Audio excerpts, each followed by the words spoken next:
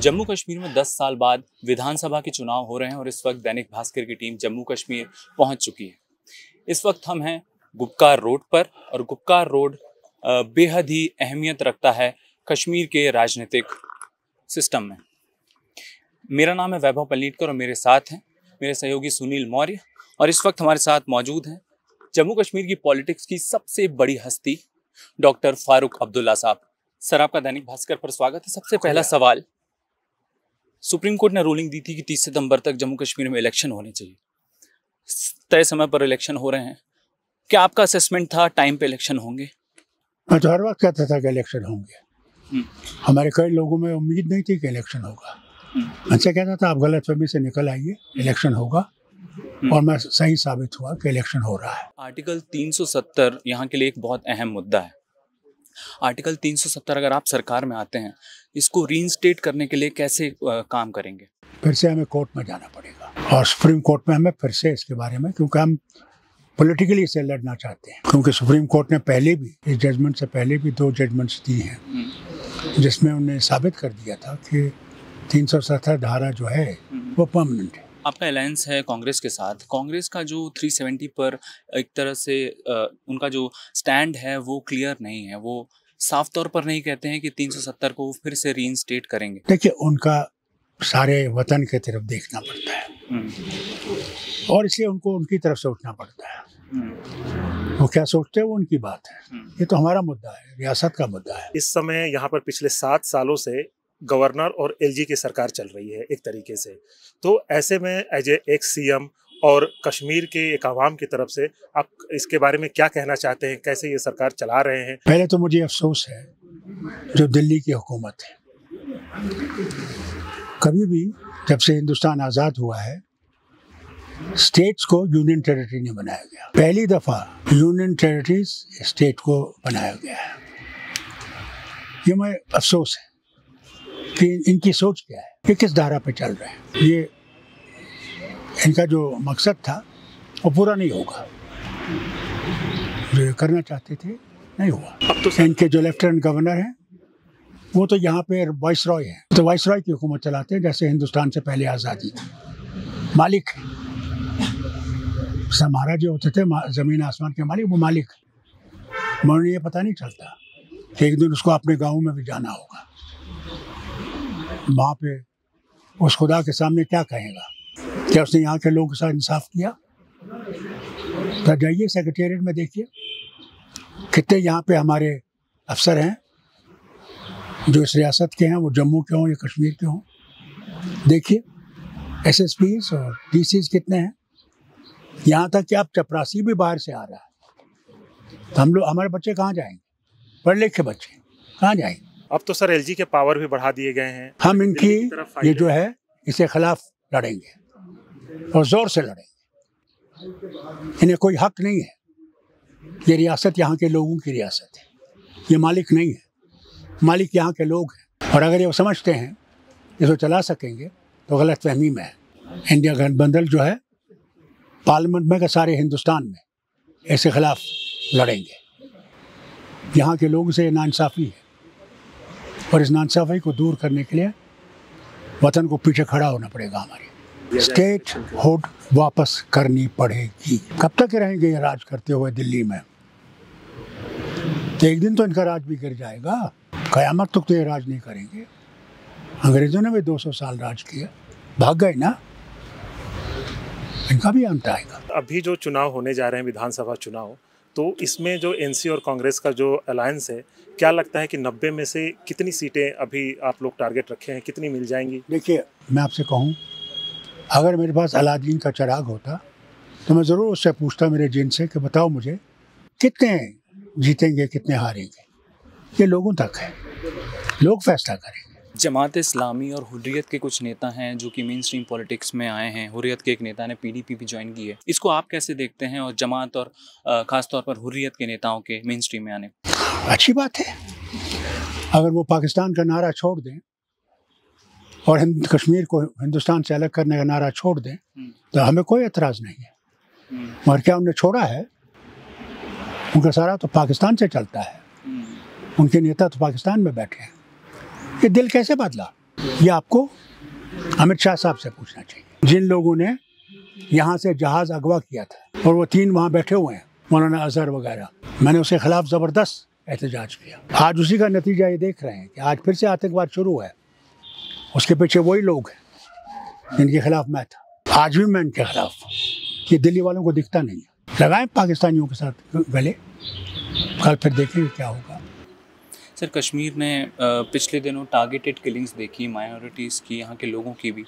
उसके बाद अब हमने जम्मू में एक आतंकी गतिविधियों का एक सिलसिला देखा। अगर आप सरकार में आते हैं तो ये जो खौफ का माहौल है, टारगेट किलिंग और जम्मू में ख़ास तौर पर आतंकी वारदातें और हमारे जवान जो शहीद हो रहे हैं लगातार, इसको लेकर आप क्या रणनीति अपनाएंगे? हम लोग कुछ नहीं कर सकते, कोई भी हुकूमत यहाँ कुछ नहीं कर सकती। हमारे बॉर्डर सेंट्रल गवर्नमेंट के हाथ है, वहाँ मिलिट्री है, BSF है, ये इनका काम है इनको रोकना। लोकल सपोर्ट के बिना ये गतिविधियां नहीं हो सकती। मुझे ये बताइए जी, ये जो अमित शाह साहब हैं, ये तो चिल्ला चिल्ला के कहते थे ना जब 370 हटाया गया कि 370 जिम्मेवार है आतंकवाद के। आज तो 370 500 साल नहीं है, तो आतंकवाद कहाँ से आ रहा है? गुलाम नबी आज़ाद साहब ने कांग्रेस छोड़ी और अब उन्होंने नई पार्टी बनाई, उन्होंने लिस्ट भी जारी करी है। उनके कुछ कैंडिडेट इलेक्शन में हैं, वो खुद नहीं लड़ रहे हैं। हालांकि अगर वो कहें कि हम NC ज्वाइन करना चाहते हैं तो आपका क्या रिस्पॉन्स होगा? ये फ्री कंट्री है, डेमोक्रेटिक कंट्री है, इसमें किसी को भी हक है लड़े। वो भी लड़ रहे हैं, उनके लोग लड़ रहे हैं। हम उम्मीद करेंगे कि वो देखें हालत क्या है, क्या इकट्ठे हम लोग बेहतर कर सकते हैं या नहीं। नहीं तो मुझे बताइए, कांग्रेस और नेशनल कॉन्फ्रेंस गठबंधन हुआ क्यों? उस नफरत को दूर करने के लिए जो दिल्ली फैला रही है, जो मुसलमान, हिंदू, सिख, ईसाई में एक तोड़ कर रही है। अगर ये देख रहे हैं तो उनको देखना चाहिए कि ये जो गठबंधन कांग्रेस का और नेशनल कॉन्फ्रेंस का, इसके साथ आ जाएं, बड़ी अच्छी बात है। आप स्वागत करेंगे उनका? क्यों नहीं करेंगे? क्यों? आखिरकार ये वतन बचाना है या नहीं बचाना है? यहाँ के लोगों को इज्जत देनी है या नहीं देनी? कैसे आप लाएंगे यहाँ पंडितों को अगर आतंकवाद चलता रहा? कश्मीरी पंडित एक बड़ा मुद्दा रहा है, हम सब ने, आप तो गवाह रहे हैं उनके यहाँ से पलायन के, और उनका दर्द हम सबको पता है। बीजेपी बहुत बड़ा मुद्दा बनाती है कश्मीरी पंडितों का। वो तो नारा बनाया इलेक्शन के लिए। अगर आप सरकार में आते हैं तो उनकी घाटी में वापसी, घरों में वापसी के लिए अब आज आप सुने, आज राहुल गांधी ने तकरीर की इस घाटी में। क्या कहा कि हमने कभी वोट पॉलिसी नहीं की हिंदुओं को लाने के लिए, कभी नहीं। जब कांग्रेस के प्राइम मिनिस्टर थे मनमोहन सिंह जी, उस वक्त यहाँ पे कश्मीरी पंडितों के लिए नौकरियां खड़ी की गई। जरा पूछिए आज की हुकूमत ने कितनी नौकरी दी उनको, उनके लिए घर बनाए जहाँ ये रह सकते थे। और जब से फिर से आतंकवाद शुरू हुआ तो भाग गए यहाँ से, इसी हुकूमत में कि वोट इस्तेमाल किए हैं। चलेगा, जम्मू में बैठे हैं, नौकरियाँ यहाँ हैं, जम्मू में बैठे। ये दिल्ली की मेहरबानी है जिन्हें इनको इस्तेमाल किया और आज भी इस्तेमाल कर रहे हैं। आज भी वो कैंपों में है और फिर उनके लिए बना रहे हैं एक ऐसी जगह है जहाँ वो रखेंगे इनको। कल तो उनको बाजार में जाना है, सब्जी लानी है, लोगों से मिलना है, नौकरी। तो ये क्या है? ये कौन सा रास्ता है? अगर इनको लाना है तो अपने घरों में बसाना है, मुसलमानों के साथ रखना है, सिखों के साथ रखना है, जो यहाँ की आबादी है। ये एक हिस्सा है इस देश का, इस रियासत का। ये रियासत उनके बगैर है नहीं। कश्मीरी पंडितों की घाटी में वापसी का सबसे बड़ा जो रोड़ा है वो खौफ का माहौल है, आतंकवाद है, टेररिज्म है। आतंकवाद बढ़ने के पीछे पाकिस्तान का हाथ बताया जाता है। भारत और पाकिस्तान के बीच जो डिप्लोमेटिक कांटेक्ट है वो बहुत लंबे टाइम से बंद है, बातचीत नहीं हो रही है। पूरा कश्मीर का जो कॉन्फ्लिक्ट है, इसके सल्यूशन के लिए आप अगर गवर्नमेंट में आते हैं तो क्या आप पाकिस्तान से बातचीत की पहल करेंगे? देखिए ना, मुसीबत ये है कि रियासत पाकिस्तान से बात नहीं कर सकती। ये फॉरेन अफेयर है, सेंटर, ये सिर्फ सेंटर ही बात कर सकता है। जैसे वो चीन से बात कर रहे हैं, हमारे यहाँ 200 से ज़्यादा कनाल ज़मीन की जो है किलोमीटर उनके पास है, चीन के पास, लद्दाख में। वो कहते नहीं कुछ नहीं है, आतंकवादी यहाँ से आ रहे हैं, ड्रोन से सामान फेंका जा रहा है। तो अगर ये बंद होगा तो कैसे होगा कि उन मुल्क से बातचीत करके ये चीज़ें बंद हो सकती हैं। लेकिन हम उनको कश्मीर नहीं दे सकते, सवाल ही नहीं। अगर आपको कश्मीर उनसे लेना था जो उनके पास है, तो कौन रोकता है आपको? सिर्फ पार्लियामेंट में हम लेंगे, हम लेंगे। आज इतने सालों से कह रहे हैं लेंगे, कहाँ लिया? क्या 1 इंच लिया? अभी बातचीत नहीं हो रही पाकिस्तान के साथ, लेकिन आपका चूंकि अलायंस है कांग्रेस के साथ, आगे फ्यूचर में कभी कांग्रेस आती है अलायंस में तो आप मैं कांग्रेस ज़रूर कहूँगा, पहल करेंगे कि मैं ज़रूर कहूँगा इनसे।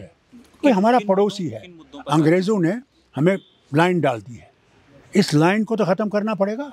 यहाँ भी ये दीवार तोड़ेगी जब यहाँ के लोग और वहाँ के लोगों को इजाज़त दी जाए कि मिल सकें, आ सकें, जा सकें, ट्रेड कर सकें। हमारा सामान दुबई से जा रहा है, क्यों नहीं सीधा अमृतसर का वाघा का बॉर्डर है वहाँ से जाए, राजस्थान में बॉर्डर है वहाँ से जाए, गुजरात में बॉर्डर है वहाँ से जाए, पंजाब में बॉर्डर है और हमारे जम्मू कश्मीर में यहाँ से जाए। जो हमारे होम मिनिस्टर अमित शाह हैं वो बार बार पार्लियामेंट में मुद्दा उठा चुके हैं और बार बार जोर दे के कहते रहे कि पीओके हमारा है और हमारा कमिटमेंट है वापस लेने का। क्या कहेंगे सर आप इस पर? कितने साल हुए इन्हें हुकूमत करते? बताइए। 11 साल हो गए ना। 10 साल। क्या आपने देखा कुछ लिया? ये सिर्फ वही चीज़ है ना जो कहते थे 15 लाख हम आपके बैंक में आएगा। मैं भी इंतजार करता था वो 15 लाख आएगा। ये कहते हैं फिर कहने लगे जुमला है, कहा हमने, यही अमित शाह साहब ने कहा। वो कहते हैं कि हमने बालाकोट किया, हमने एयर स्ट्राइक किया अंदर जाके, और इसको उन्होंने 2019 इलेक्शन में इशू भी बनाया था। अगर इन्हें बालाकोट जीता तो हमारा जहाज में गिरा या नहीं गिरा? हा? कितने लोग मारे गए वहां? सिर्फ दरख्त गिरे, कोई आतंकवादी नहीं मारा गया। क्या हमने जीता? मगर भारत में बताया लोगों को हमने जीत लिया जी, हमने पाकिस्तान को गिराया। किधर गिराया? हमारा ही जहाज गिरा, हमारा पायलट भी।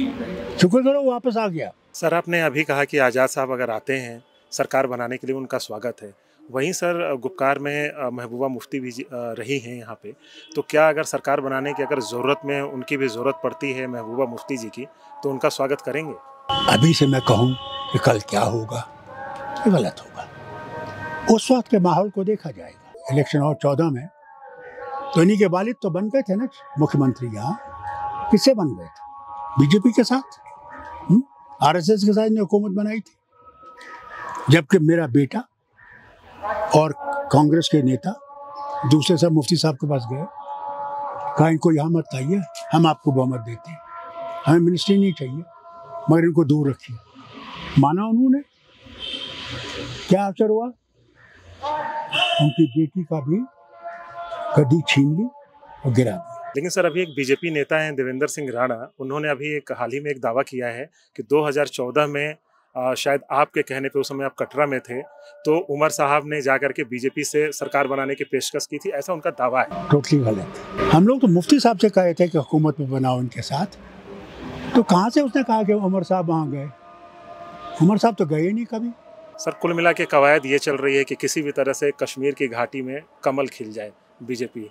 क्या लगता है सर इस पर? मैं समझता हूँ ये लखनपुर से पार होगा, यहाँ कभी नहीं खिलेगा। और जिस नफरत को हिंदुस्तान में बढ़ा रहे हैं, मुसलमानों और हिंदुओं और सब में तोड़ रहे हैं, ये रियासत कभी कबूल नहीं करेगी। यहाँ हम सब एक हैं, वो हिंदू हो, मुसलमान हो, सिख हो, ईसाई हो, बौद्ध हो। कांग्रेस के साथ आपका अलायंस है, अगर आप सरकार में आपका मेजॉरिटी मार्क आ जाता है, जो कि आने की उम्मीद भी जताई जा रही है, तो पावर शेयरिंग कैसे होगी? आपने एक ऐसा सवाल किया है जो आप मुझे सवाल करना चाहिए जब इलेक्शन ख़त्म हो जाए और फिर हुकूमत बनाने की बात बने। आज मैं कैसे कहूँगा कौन वज़ीर आला बनेगा और कौन क्या बनेगा, कौन क्या बनेगा?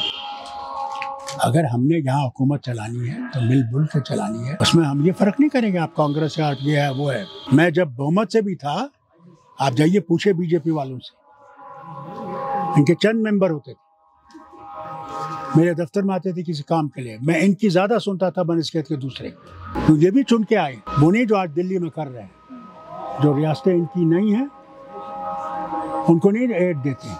ये फारूक अब्दुल्ला ने कभी नहीं किया। मैंने समझा कि वो हो सकता है मेरा विरोधी है, मगर उस कुर्सी में बैठ के मैंने उससे भी इंसाफ करना। कई राज्यों में सरकार बनाने की बात आती है तो अक्सर विपक्ष के लोग ये कहते हैं कि जो केंद्र सरकार है, ईडी, सीबीआई इस तरह का डर दिखाती है, इस तरह का माहौल, तो क्या कश्मीर में भी या फिर पूरे देश को लेकर इस पे आपकी क्या राय है, क्या सोचते हैं?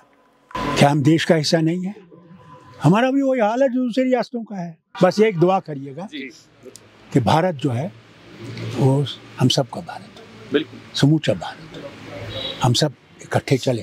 भाईचारा और एकता हम लोगों को जिंदा रखेगी, हमें ताकत देगी और हम आगे बढ़ सकें। हम सारी दुनिया में चमकेंगे जब हम लोग इस चीज़ को सोचें कि हम अनेकता में एकता है और उस अनेकता को हमने जिंदा रखना है, उसको मजबूत करना है, उससे भारत आगे बढ़ेगा। फारूक साहब, आप जनता से वोट मांगने जा रहे हैं, अब रिजल्ट के बाद आपसे मुलाकात होगी। इंशाअल्लाह। शुक्रिया सर, बहुत बहुत शुक्रिया। बहुत अच्छा लगा जय सर हिंद। आपसे बात करके। Thank you so much sir.